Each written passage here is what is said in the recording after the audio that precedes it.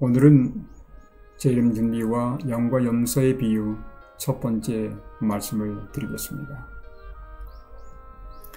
인자가 자기 영광으로 모든 천사와 함께 오셔서 영광의 보좌에 앉으시는 것은 그분이 재림하셔서 심판하시는 장면입니다. 이미 언급한 것처럼 그분의 재림은 결코 조용히 그리고 비밀리에 이루어지지 않습니다. 장엄한 광경 속에 수많은 천사들이 그분과 함께 오실 것이고, 그분은 왕의 보좌, 심판의 보좌에 앉으셔서 모든 민족을 그 앞에 모시고 마치 목자가 양과 염소를 구분하는 것처럼 하나님을 믿는 백성들을 두 부류로 나눌 것이고, 그들을 양과 염소로 구분해서 양은 오른편에 염소는 왼편에 둘 것입니다. 마태복음 25장에 세 비유가 등장합니다. 열처녀의 비유, 달란트의 비유, 그리고 양과 염소의 비유인데, 예수님이 공통적으로 교훈하시는 것은 신자와 불신자의 구분이 아닙니다. 하나님의 말씀을 믿고 재림을 기다리는 백성들을 두 무리로 나눌 것에 대해서 말씀하셨습니다. 그분이 재림하실 때 양과 용을 나누시는 것이 아니라 양과 염소를 나누신다고 말씀하셨습니다. 신앙을 가진 형제들 가운데 누가 양이고 누가 염소인지 판단하는 것은 우리의 일이 아닙니다. 그것은 예수 그리스도의 일입니다. 따라서 형제를 판단하고 정죄하는 것은 우리가 해야 할 일에 결코 포함되어 있지 않음을 기억하시기 바랍니다. 양으로 분류된 자들에게 주어진 예수님의 축복은 무엇이었습니까?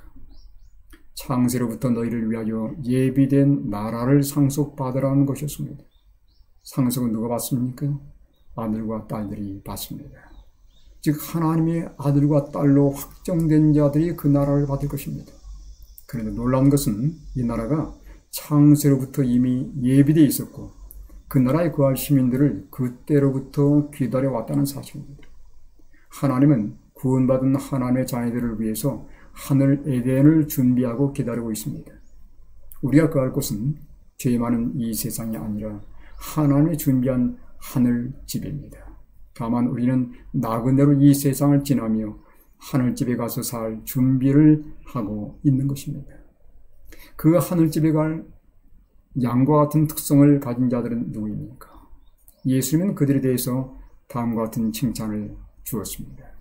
내가 줄일 때 내가 먹을 것을 주었고, 목마를 때 마시게 하였고, 나그네 되었을 때 영접하였고, 헐벗었을 때 옷을 입혔고, 병들었을 때 돌봤고, 옥에 갇혔을 때 와서 보았느니라. 이 말을 듣고서 양에 속한 자들은 어떻게 대답했습니까?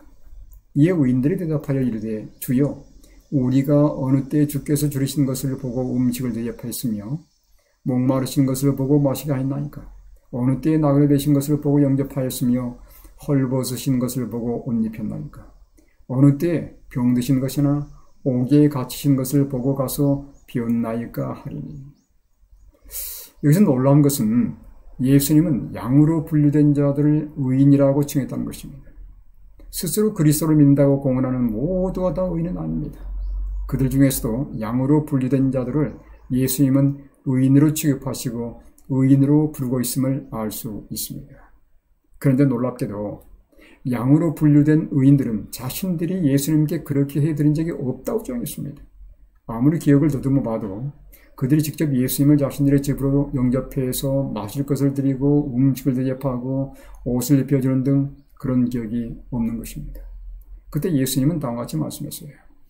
임금이 대답하여 이르시되 내가 진실로 너희에게 이르노니 너희가 여기 내 형제 중에 지극히 작은 자 하나에게 한 것이 곧 내게 한 것이니라 하시고, 여기 임금은 하늘 왕이신 그리스도 예수이십니다. 그분은 소외되고 헐벗고 굶주린 영혼들을 먹이고 입히고 영접하고 돌아보는 것을 자신에게 행한 것과 동등한 행위로 취급한다는 것입니다. 사람에게 한 것은 즉 하나님께 한 것이며 예수님께 한 것입니다.